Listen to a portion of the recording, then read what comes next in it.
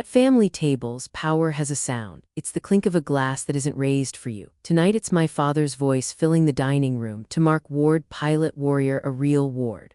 Laughter follows on cue. My mother dabs at her eye. My brother grins into the light like the room was built for him. I smile too. It's a skill like assembling a rifle blindfolded. My father chuckles. Your sister keeps computers from catching a cold, important in its way. But war is what you do in the sky, not on a spreadsheet. Mark leans back. Data people love numbers. What's the number for bravery these days? The table laughs again. They see my uniform but not the weight of it. They hear my rank but not the rooms it opens. To them, I'm just an admin with epaulets. They don't know how many engines I've kept from going silent. The wall behind my father is a shrine to Mark, flight school first solo. A handshake with a general. If you pause time, you could hunt for me there like a ghost. You wouldn't find much. Dad turns with the kindness that weighs more than malice. I'm proud of you too, honey. Office work keeps the wheels on the bus. I let the words pass through me. I've learned that wrestling every slight is like wrestling fog. Mark sets his glass down. Next month is the pin-on at the base, full ceremony. You'll want good seats. I'll wave from the stage. Break a leg. I say lightly, not the aircraft. He laughs, already turning back to his spotlight. The conversation moves on without me. They talk in a language of sorties and noise. My language is different. In mine, silence is a weapon and time is an asset. My phone buzzes against my thigh. I don't look. Their urgency is noisy. Mine knows how to wait. Later in the kitchen, I wash dishes with water turned too hot. Through the doorway, my father retells the story of his glory days. My brother interrupts with a new punchline. The Ward myth rehearsing itself again. My phone buzzes once more. This time I look. The screen shows a header I know by temperature. Flash tasking Pentagon Ops. Under it, a line of text tightens my lungs. Captain Ward. Report 0600. Joint Cyber Defense. Mission Brief Echo 7. I dry my hands and face the mirror. You can live in someone else's story so long you forget you're allowed to write. Back in the dining room, Mark is describing his upcoming ceremony. The march, the pin, the applause, the salutes that will all point toward him. You'll be there, right? He asks, not even looking for my nod. I'll be where I'm assigned, I answer. Discipline can sound like surrender. Sometimes it's just aim. I kiss my mother's cheek, squeeze my father's shoulder, let my brother hug me with one arm and his future with the other. Then I step into the night air. The door clicks shut like a seal on a classified file. Outside, the street is quiet, the kind of quiet that listens. The phone is warm in my palm. They think the world is made on a stage. Maybe it is for them. Mine is made in rooms without windows. At 0600, I'll walk into the current that really moves things. Tonight, I'll let them keep their applause. Tomorrow, we'll measure what it's worth. The command center has no windows, no clocks, and no mercy. They call it Cyber Defense Command, but among those who know better, it's the Nexus. The room is cold, humming with machines that never sleep. 12 screens pour raw intelligence onto my desk, each one a thread that could unravel a mission. Here, rank is not sewn on fabric. It's measured in seconds, the time it takes to see what others miss.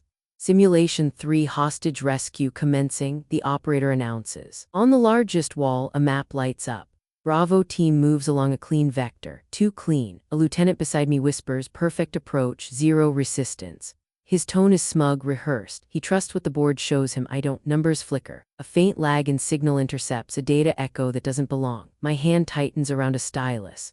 Hold, I say, voice steady, absolute. The room freezes. Eyes turn toward me. The lieutenant scoffs. Captain Ward, with respect, these men are operators. Your analysis. I don't look at him. Negative entry. Your corridor is compromised. I tap the grid. Reroute to coordinate 497. Subsurface access point. The operator hesitates, then updates the map.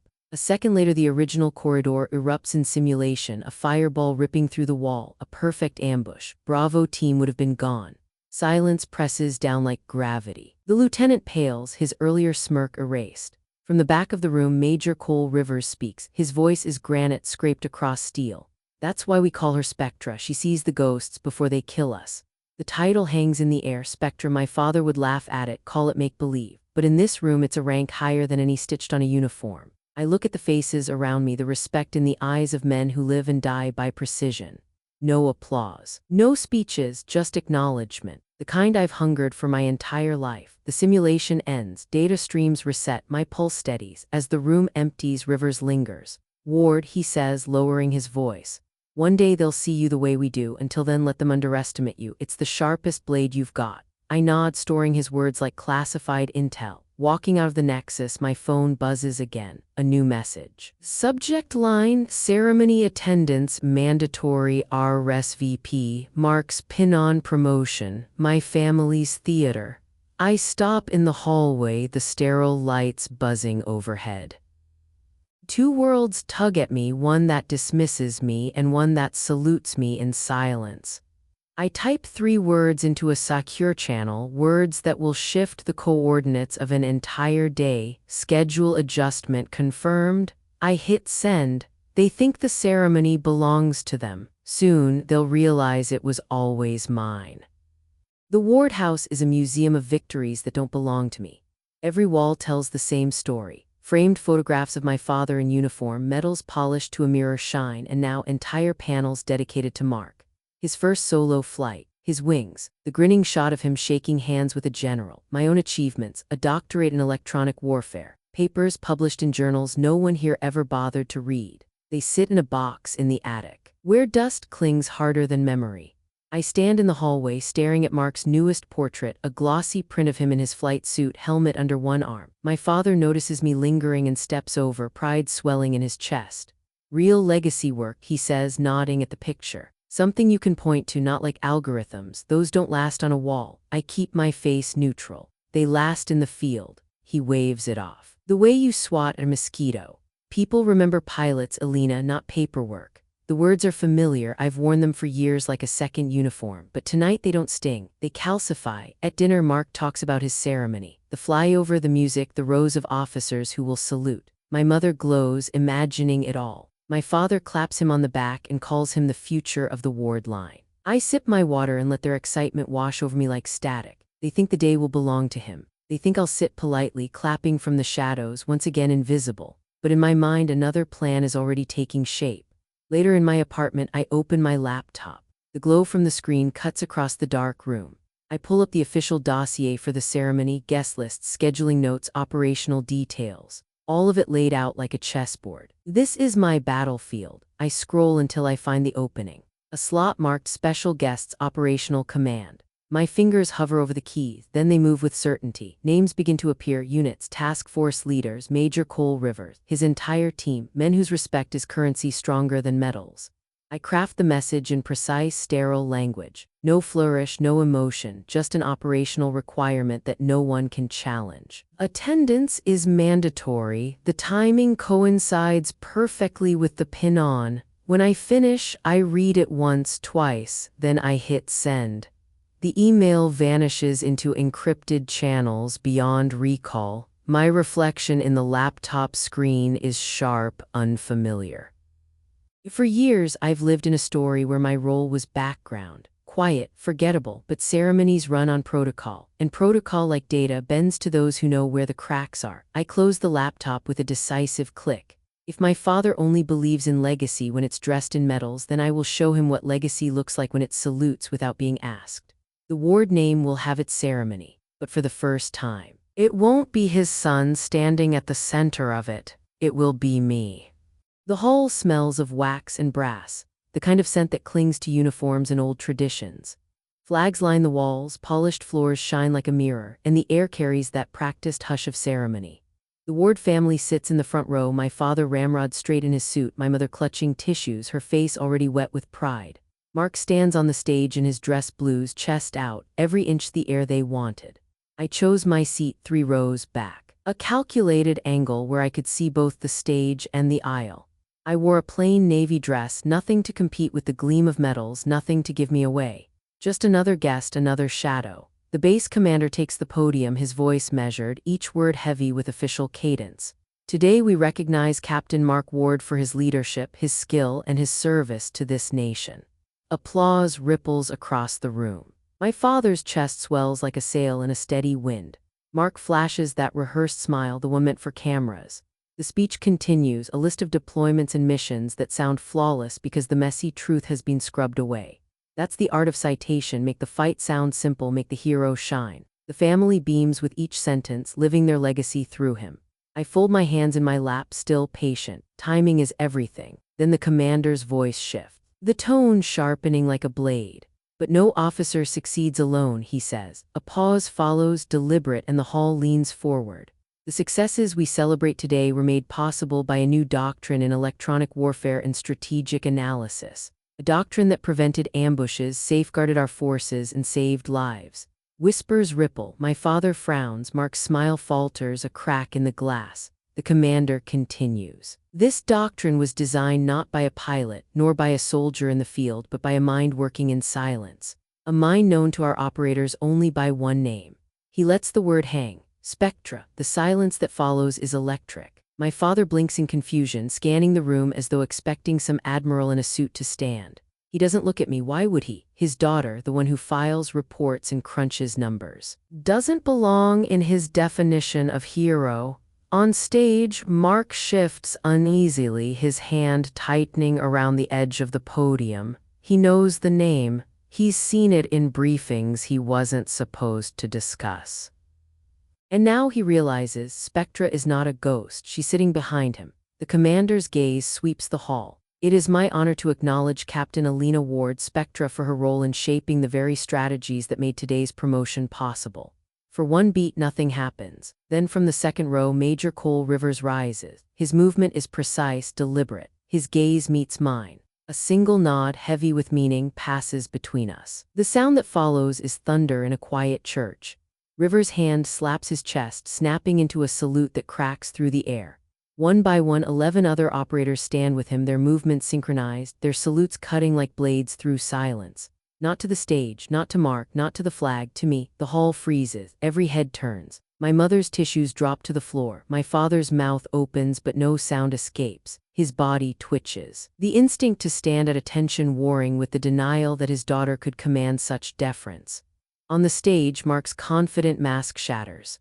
The spotlight that once crowned him now burns too bright, exposing the truth that the ceremony he thought was his has been rewritten. I do not move. I let the silence deepen, let the weight of the salute press into every corner of the hall. For years they called me invisible. Tonight they can't look away. When I finally nod in acknowledgement, it isn't for my father or my brother or the crowd. It's for the 12 men who know the cost of trust, who honor results over legacy. The commander clears his throat, trying to reclaim order, but the ceremony has already shifted. The center of gravity no longer belongs to the stage. It belongs to the third row. And I sit there quietly, the so-called invisible daughter, watching the myth of my family collapse under the weight of one undeniable truth. The Ward legacy isn't in the sky. It's in the shadows, and the shadows are mine. The hall was frozen in that impossible silence, the kind that feels alive, pressing against your skin. 12 salutes still held like steel, pointed not at the flag, not at the stage, but at me. I didn't ride. I didn't need to. Presence is not volume. Power is not motion. I let the moment breathe, every second dragging like a blade across old wounds. Mark's voice cracked first. This is my ceremony. His protest bled through the microphone, amplifying his panic across the hall. The base commander shot him a warning glance, but the damage was already done. My father half stood, instinct warring with pride. For decades, he told me rank was respect, that salutes were currency. Now his body moved to honor me while his mind screamed denial. His jaw tightened, muscles twitching as if restraint could rewrite reality. Spectra, Major Rivers said, loud enough for the room to hear, his salute unwavering. Acknowledged. The other operators echoed with silence, their stillness more powerful than any words. To them this wasn't spectacle, it was protocol. Respect owed, not borrowed. Finally I moved, a single nod, controlled, deliberate, as when 12 salutes dropped. The sound of hands leaving chests was sharp, final like a gavel. The room exhaled at once, gasps, whispers, chairs creaking under restless bodies. But no one looked back at Mark. Their eyes were fixed on me. The woman in the third row, once invisible, now undeniable. The commander cleared his throat, tried to steer the script back on track. We congratulate Captain Mark Ward on his promotion. Polite applause followed, hollow and thin. Every clap felt forced, like rain on tin. Mark's face drained of color. His smile was gone, replaced by something brittle. For the first time in his life, he was background noise at his own triumph. And my father, his hands clenched, his eyes darting, searching for a way to reclaim the story. But the story was already gone. He was a relic of an older war, one that believed bloodlines built legacies. This moment was proof that legacy bows only to truth. After the stage cleared, the real center of gravity shifted. High-ranking officers crossed the hall not toward Mark but toward me. Stars and eagles leaned down to shake my hand, voices low but intent. "We've read your assessments. Your predictive models are extraordinary. We need to brief with you on the Pacific scenario." Each word chipped away at the old narrative. My family sat stranded in the front row, suddenly irrelevant, unable to reach me past the wall of uniforms and respect. I felt my phone buzz in my pocket, messages stacking up. None from my father, none from Mark. Only encrypted pings from command channels, reminders that my work mattered beyond this hall, beyond their approval. For years I had begged for acknowledgement, starved for scraps of validation. Now it came in waves, not from the people who withheld it, but from those who understood it without asking. I didn't smile. Triumph is not gloating. It is standing still while the world tilts in your direction. As the crowd thinned, I caught sight of my family one last time. My mother's eyes glistened with confusion, torn between love and tradition. My father's face was rigid stone, pride shattered, unable to rebuild. Mark lingered on stage, small under the weight of a spotlight that no longer wanted him. They thought this ceremony would crown him. Instead, it revealed me. I turned away, walking with measured steps toward the officers waiting to debrief.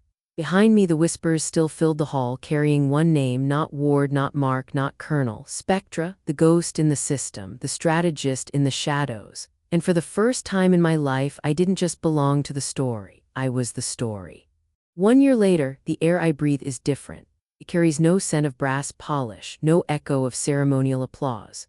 Instead, the global command center hums with the sterile rhythm of machines and the low murmur of officers who live on the edge of tomorrow. The walls are not walls at all, but screens, massive, seamless displays alive with shifting data. Satellite feeds, encrypted transmissions, fleet positions threading across oceans. At the head of a long black conference table, I stand with a pointer in hand, my uniform crisp, my voice steady. "South China Sea," I say, directing their eyes to a choke point pulsing red on the map. One misstep here, one delayed response, and we risk a regional conflict. But if we reposition 2 destroyers along this axis and deploy cyber interference at Grid Echo 9, we shut down escalation before it begins. 3 generals lean forward. A British admiral scribbles notes. A Japanese defense director adjusts his glasses. No one questions whether my presence here is legitimate. No one asks if my work is just paper. They know my record. They've seen the models hold true when chaos begged to win. This is my family now, a coalition of leaders who measure worth in accuracy, not applause. Respect isn't inherited in this room. It's earned line by line, call by call. My phone buzzes against the table. I ignore it at first. In this space, nothing personal outranks protocol, but a strange pull makes me glance down. The sender freezes me, Dad. My heart stumbles, an old muscle memory. For years, I fantasized about this exact moment, a text, a letter, a call where he finally saw me. My thumb unlocks the screen under the lip of the table. "Elena, I saw your name in a declassified briefing summary. I never understood. I am so sorry. I am proud of you." 21 words. The words I once would have traded anything to hear. The words that haunted every late-night walk home, every science fair he missed, every moment Mark's shadow smothered me. The little girl in me wants to cry with relief. The teenager in me wants to hurl the phone across the room, but the woman standing here now, she feels only a quiet tide of closure. I read it twice, then I archive it with a single swipe. No reply, not out of cruelty, but because I no longer need it. His pride is not the currency of my worth. I set the phone down and lift my eyes back to the map. The officers are watching, waiting for me to continue. "Our next move," I say, my voice crisp, "is here." I point to the choke point, steady and deliberate. The conversation resumes, intense and focused. Questions fire, strategies shift. The weight of decisions presses forward, and I shoulder it without hesitation. In the periphery of my mind, the text sits like a ghost, finally laid to rest. My father's apology came too late to define me, too late to wound me. For once, I don't measure myself against his silence or his pride. Because in this room, surrounded by the hum of machines and the gravity of nations, my worth has never been in question. They wanted me to live in a shadow, but they forgot shadows only exist where the light is strongest, and I am the light.